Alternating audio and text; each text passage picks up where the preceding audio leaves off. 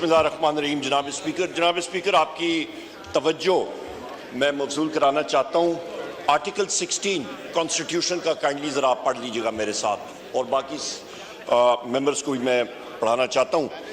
Article 16 जनाब speaker कहता है, every citizen shell have the right to assemble peacefully and without arms, subject to any reasonable restrictions imposed by law in the interest of public order. जनाब speaker, अभी मेरे फाजल दोस्त यहाँ पे जमशेद दस्ती साहब ने बात की। यहाँ पे जनाब स्पीकर परसों चौथ से पंजाब के मुख्तलिफ शहरों में सेक्शन 144 इम्पोज किया जा रहा है, और सेक्शन 144 ये सीआरपीसी आपकी यहाँ पे सेक्रेटेरिएट से मैंने मंगा ली है, और इसका आप ज़रा मुआयना करें और इसको पढ़ें। ये आपके मुख्तलिफ चीज़ें पूरी करनी होती है, कंडीशनैलिटीज़, उसके बाद इम्पोज होता है। यहाँ पे former chief minister, care taker chief minister Punjab, illegal care taker chief minister Punjab मौजूद है, जो कि गैबाना तौर पे इंडिपेंडेंट इलेक्ट होके आ गया। होता नहीं है, पर पता नहीं कैसे हुआ। पर जनाब स्पीकर, मैं आपसे ये अर्ज करता चलूं कि इस वक्त मेरे पास ये मोबाइल फोन्स पे नौशहरा विरका NA81 गुजरांवाला में लेके पूरे पंजाब में इस वक्त पुलिस फोर्स इतनी भारी नफरी में आई है, सिर्फ पीसफुल असेंबली रोकने के लिए। यहां पे PMLN या कॉल करे या कोई फंक्शन करे, या तो सियासी पार्टी, या तो आप ये हाउस डिसाइड करे कि पाकिस्तान एक डिक्टेटरशिप है, पाकिस्तान एक जमहूरी निजाम नहीं है, यहां पे कोई जमहूरियत नहीं है, यहां पे सिर्फ मुस्लिम लीग नून की डिक्टेटरशिप है, और हमें एक नया हिटलर शहबाज शरीफ के शक्ल में मिला है। ये हम लोग या डिसाइड कर लें तो फिर तो दूसरी बात है।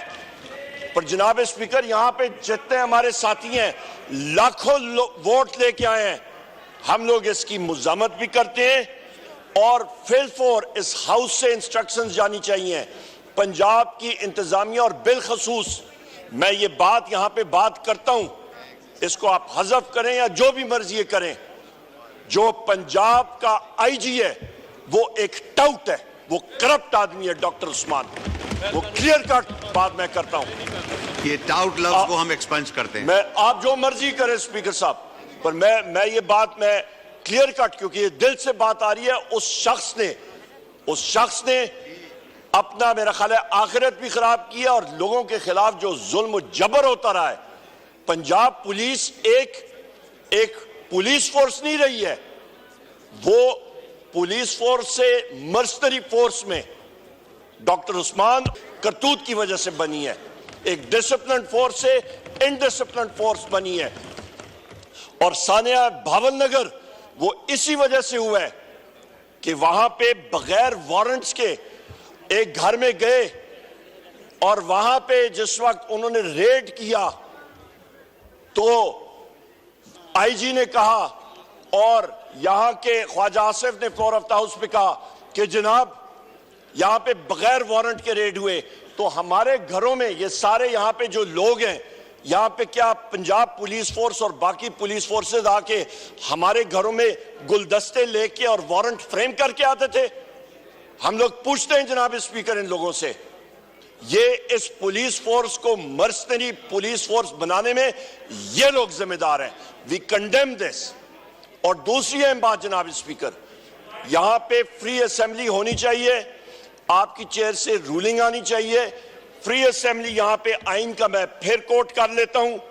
और दूसरी अहम बात, भावलनगर में ये एग्जाम्पल बनती है कि जिस वक्त पुलिस फोर्स किसी घर में बगैर वारंट के जाए और पुलिस गर्दी करे, तो 50-100 आदमी इकट्ठे करके तो उनकी धोबी पटकार या धोबी दुलाओ और डड्डू परेड कराएं तो वो सुधर जाते हैं।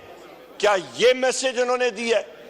जनाब स्पीकर, उस इंसिडेंट का मैं फिर फ्लोर ऑफ द हाउस पे बात करता हूं, भावलनगर इंसिडेंट का, वहां पे आपकी जुडिशियल इंक्वायरी होनी चाहिए।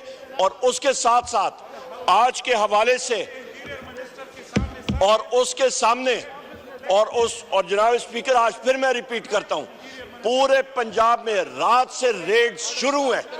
We condemn that, we condemn this. Order in the house. आप तशरीफ रखें अपनी सीटों पे। और इसका जनाब speaker, we condemn this. Immediate ये पुलिस गर्दी खत्म हो। हम लोगों ने हमेशा पीसफुल असेंबली की है और ये चीज जो है काबिल कबूल नहीं है।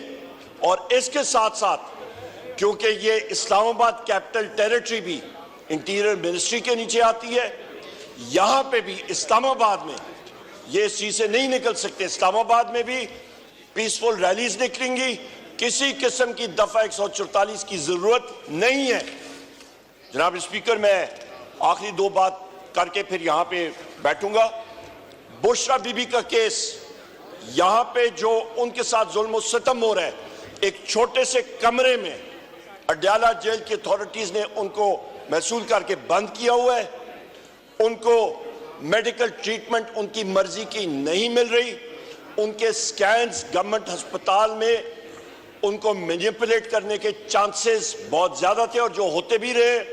हमारी डिमांड है कि उनको जल्द से जल्द रिहा किया जाए, क्योंकि वो इद्दत केस में कभी प्रोसिक्यूटर इधर भागता है, गवर्नमेंट का वकील कभी इधर भागता है, कभी उधर भागता है। बोगस केस है वो। और जनाब स्पीकर, उनको medical facilities, medical scan private अस्पताल से, शौकत खानम से और शौकत खानम के डॉक्टर से उनको मुहैया की जाए, क्योंकि हमें ये गवर्नमेंट के अस्पताल के डॉक्टर्स और इनके स्कैन्स पे बिल्कुल हमें भरोसा नहीं है, क्योंकि ये मैनिपुलेट होते हैं। जिस तरह के प्लेटलेट्स नीचे से एजेंसीज ने उस वक्त भी मैनिपुलेट किए थे। जनाब वाला, मैं आखिर में आपसे ये रूलिंग एक बार फिर चाहूंगा, आपसे एक क्लियर कट रूलिंग आनी चाहिए कि पंजाब गवर्नमेंट को और यहां पे फेडरल गवर्नमेंट को पाकिस्तान तहरीक इंसाफ के लोगों को दीवार से लगाने की कोई जरूरत नहीं है। हम लोग यहां पे ठीक ठाक तादाद में मौजूद हैं। हम लोग मुहिब वतन लोग हैं।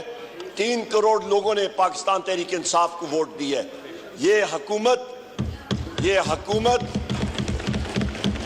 फॉर्म 47 की बैसाखियों पे आई है और ये ऐसी चीजें 2 मिनट में तब्दील हो जाती हैं। जनाब स्पीकर, जिंदगी का और हुकूमत चेंजेस का, मौत का कोई पता नहीं लगता। वक्त आने जाने में कोई चीज नहीं। जनाब स्पीकर, मैं इसीलिए आपका गुजारिश करूंगा कि प्लीज आपकी क्लियर कट फॉर डेमोक्रेसी ये रूलिंग जो है ये क्लियर कट है। अभी जमशेद दस्ती साहब ने बात की थी, यहाँ ये जमशेद दस्ती साहब यहाँ पे मौजूद हैं। यहाँ पे हमारे मुख्तलिफ साथी सारे पंजाब के मौजूद हैं। उनके हलकों में अभी ये जब जाएंगे तो इनके पीछे जनाब स्पीकर अरेस्ट के लिए पुलिस तैयार होगी। लिहाजा डिग्निटी ऑफ द हाउस आपने प्रोटेक्ट करना है।